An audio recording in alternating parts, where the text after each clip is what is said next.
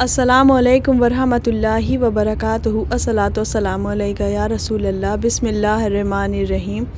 حضرت عبداللہ بن عمر رضی اللہ تعالیٰ عنہ سے روایت ہے کہ نبی کریم صلی اللہ علیہ وآلہ وسلم نے فرمایا، تم سے پہلی امتوں میں سے 3 آدمی سفر میں جا رہے تھے۔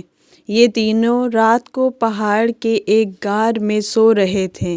اتفاقاً اس پہاڑ پر ایک بہت بڑا پتھر گرا اور اس نے اس غار کے منہ کو بند کر دیا۔ جب یہ تینوں آدمی اس غار میں بند ہو گئے تو انہوں نے آپس میں کہا کہ اب نجات کی کوئی شکل سوائے اس کے نہیں ہے کہ ہم خدا سے دعا کریں اور اپنے اعمال صالحہ کے وسیلے سے دعا مانگیں۔ چنانچہ ان میں سے ایک شخص نے کہا، یا اللہ، تو جانتا ہے میرے ماں باپ بوڑھے تھے۔ میں شام کو جب کھیت سے آیا کرتا تھا تو سب سے پہلے دودھ اپنے دونوں ماں باپ کو لا کر دیا کرتا تھا، اس کے بعد اپنے عیال کو پلاتا تھا۔ ایک دن جب مجھے کھیت پر دیر ہو گئی، جب میں گھر آیا تو میں نے دیکھا کہ میرے دونوں ماں باپ سو گئے ہیں۔ میں دودھ کا پیالہ لے کر ان کے سرہانے کھڑا ہوا اور ادب کی وجہ سے ان کو جگایا نہیں۔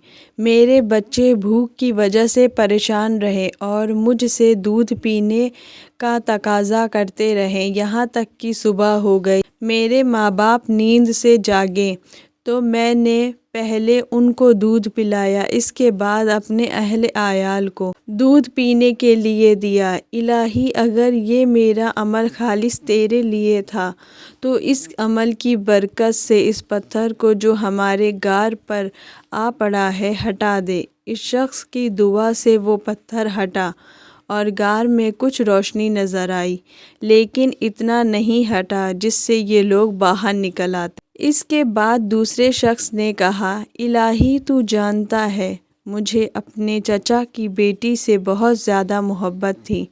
میں نے اس سے اپنی خواہش کا اظہار کیا لیکن اس نے انکار کر دیا۔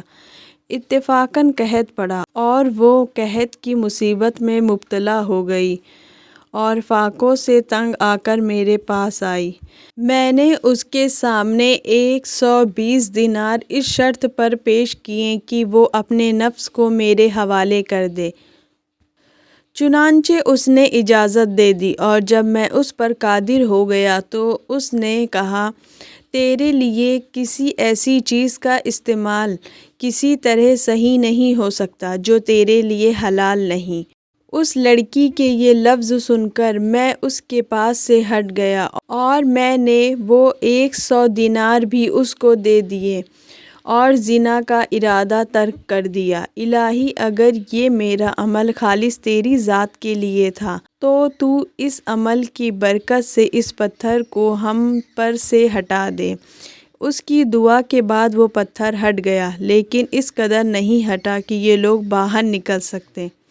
اس کے بعد تیسرے شخص نے اس طرح دعا مانگی، اللہ، تو جانتا ہے کہ میں نے ایک دفعہ کچھ مزدور اپنے یہاں مزدوری کے لیے مقرر کیے تھے اور مزدوری میں چاول کی ایک مقدار طے ہوئی تھی۔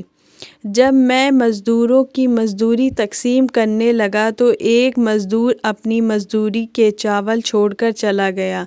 میں نے ان چاولوں کو زمین میں بو دیا، یہاں تک کہ وہ چاول بڑھتے بڑھتے ایک کثیر مال ہو گیا۔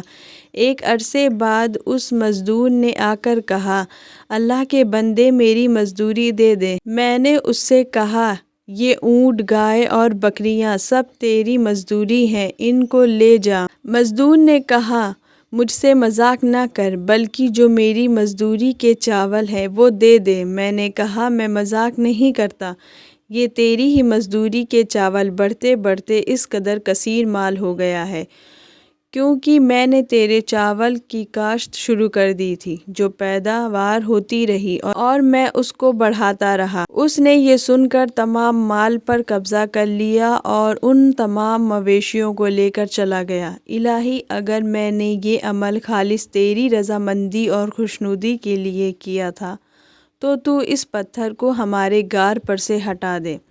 چنانچہ اس کی دعا کے بعد وہ پتھر بالکل ہٹ گیا اور یہ لوگ اس کے اندر سے باہر نکل آئے۔ چونکہ یہ عمل ان تینوں نے خلوص نیت کے ساتھ کیا تھا، اس لیے ان اعمال کے وسیلے سے یہ دعا قبول ہوئی۔ یہ تینوں آدمی موت کے منہ سے بچ گئے۔